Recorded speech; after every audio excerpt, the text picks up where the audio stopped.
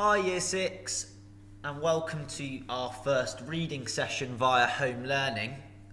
As we know, in our learning journey for the next 3 weeks we are going to be looking at J.R.R. Tolkien's The Hobbit, and we're going to use this to improve our descriptive skills and our imagery skills in our writing to really create that vivid picture in people's mind. But alongside that, in our reading, we're also going to be reading the book. Now, I know I started the book with some children yesterday in my class, and I think Miss Pinder White may have started with the other Year 6 children in her class yesterday, but for everybody to be on the same page, we're going to start again today, and we're going to read perhaps the first 20 pages of our book. So we're going to start read chapter 1 of The Hobbit, and what I want you to be doing at home is making sure you are following the text with your finger and making sure you're reading along with me. So here we can see at the front, we've looked at these maps yesterday in our classes. We discussed maybe what was quite similar and was quite different about maps we may use today, and how these two maps are a bit different as well. And now we're going to start reading chapter 1. An unexpected party. In a hole in the ground there lived a hobbit. Not a nasty, dirty, wet hole filled with the ends of worms and an oozy smell, nor yet a dry, bare, sandy hole with nothing in it to sit down on or to eat. It was a hobbit hole, and that means comfort. It had a perfectly round door like a porthole, painted green with a shiny yellow brass knob in the exact middle. The door opened onto a tube-shaped hall like a tunnel, a very comfortable tunnel without smoke, with panelled walls and floors tiled and carpeted, provided with polished chairs and lots of pegs for hats and coats. The Hobbit was fond of visitors. The tunnel wound on and on, going fairly but not quite straight into the side of the hill.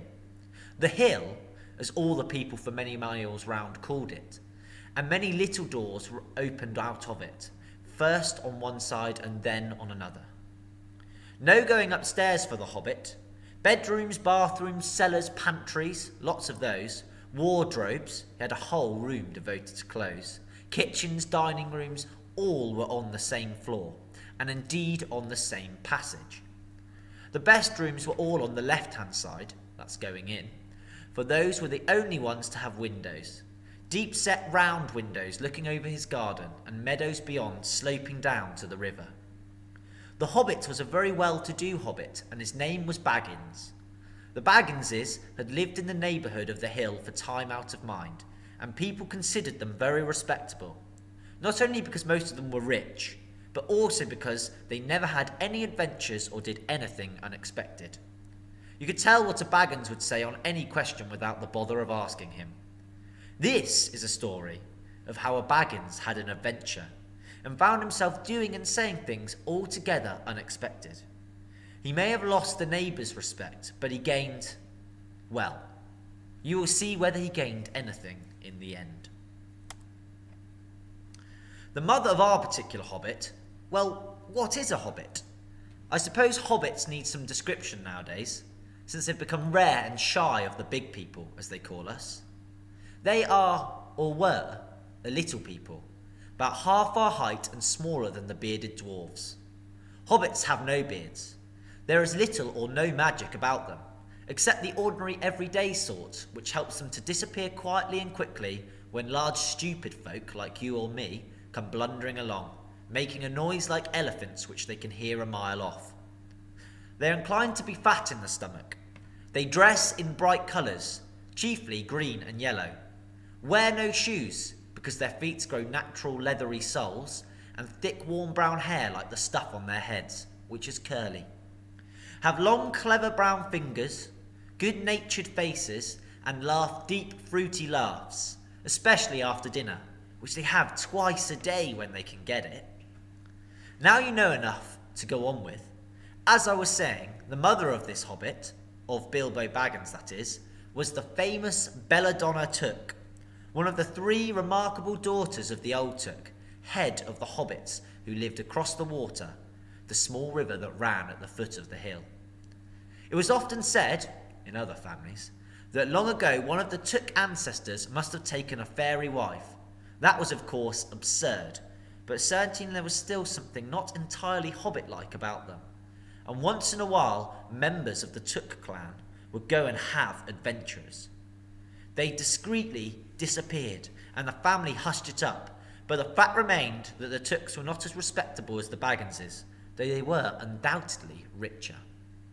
Not that Belladonna Took ever had any adventures after she became Mrs. Bungo Baggins. Bungo, that was Bilbo's father, built the most luxurious hobbit hole for her, and partly with her money. That was found either under the hill, or over the hill, or across the water, and there they remained to the end of their days. Still, it is probable that Bilbo, her only son, although he looked and behaved exactly like a second edition of his solid and comfortable father, got something a bit queer on his makeup from the Took side, something that only waited for a chance to come out. The chance never arrived until Bilbo Baggins was grown up, being about 50 years old or so, and living in the beautiful hobbit hole built by his father, which I've just described to you, until he had, in fact, apparently, settled down immovably.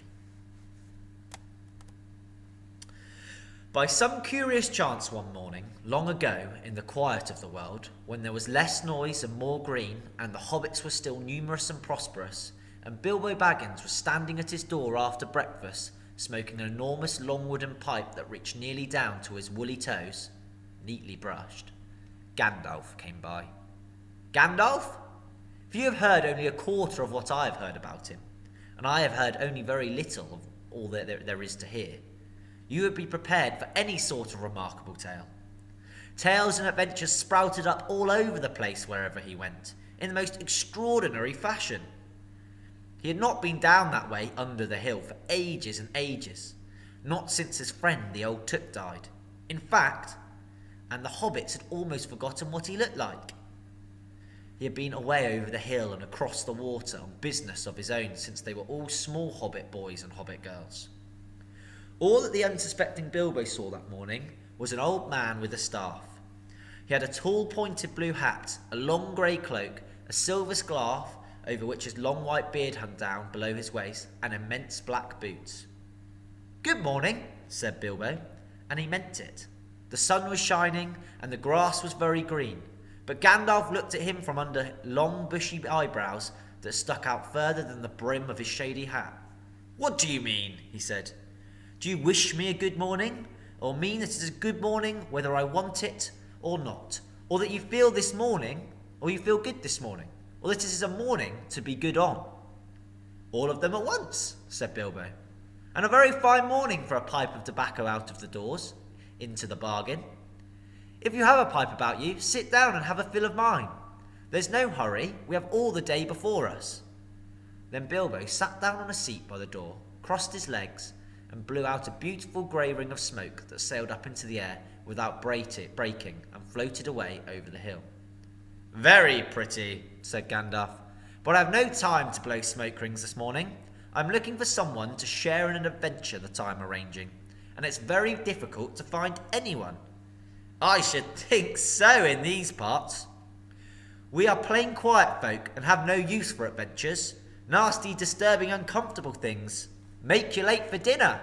I can't think what anybody sees in them," said our Mr. Baggins, and stuck one thumb behind his braces and blew out another, even bigger smoke ring.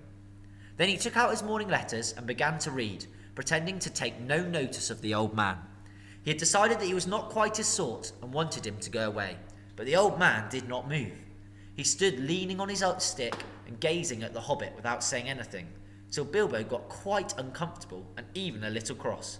"Good morning," he said at last. "We don't want any adventures here, thank you. You might try over the hill or across the water."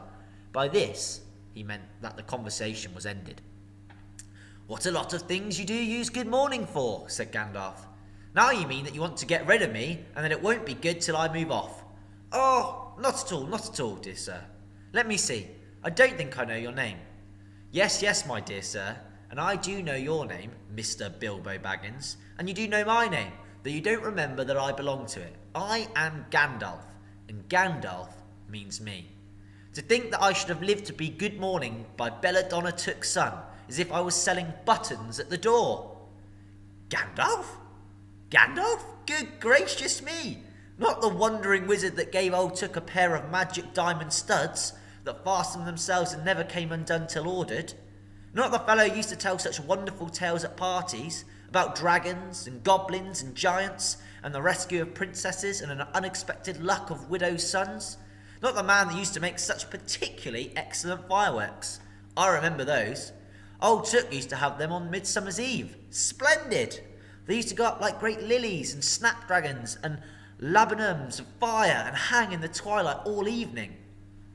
You'll notice already that Mr. Baggins was not quite so prosy as he liked to believe, although he was very fond of flowers. Dear me, he went on, not the Gandalf who was responsible for so many quiet lads and lasses going off into the blue for mad adventures. Anything from climbing trees to visiting elves, or sailing in ships, sailing to other shores. Bless me, life used to be quite used to up things badly in these parts once upon a time. I beg your pardon, but I had no idea you're still in business. Where else should I be? Said the wizard. All the same, I'm pleased to find you remember something about me. You seem to remember my fireworks kindly, at any rate, and that is not without hope. Indeed, for your poor old grandfather Took's sake, and for the sake of your poor Belladonna, I will give you what you asked for. I beg your pardon? I haven't asked for anything. Yes, you have, twice now. My pardon, I give it to you. In fact, I will go so far to send you on this adventure. Very amusing for me, and very good for you. And profitable too, very likely, if you ever get over it. Sorry, I don't want any adventures, thank you. Not today. Good morning. But please come to tea any time you like. Why not tomorrow? Come tomorrow. Goodbye. With that, the hobbit turned and scuttled inside his round green door and shut it as quickly as he dared, not to seem rude. Wizards, after all, are wizards. What on earth did I ask him to tea for? He said to himself as he went to the pantry. He'd only just had breakfast, but he thought a cake or two and drink of something would do him good after his fright. Gandalf, in the meantime, was standing outside the door and laughing long but quietly. After a while he stepped up and with the spike on his staff scratched a queer sign on the hobbit's beautiful green front door. Then he strode away, just about the time when Bilbo was finishing his second cake and beginning to think he had escaped adventures very well.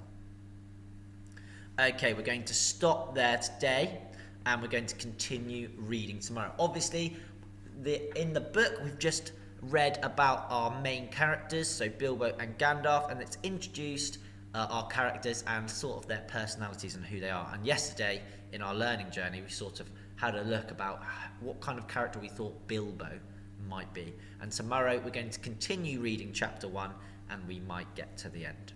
Well done for reading along with me, and I'll see you for some more reading tomorrow.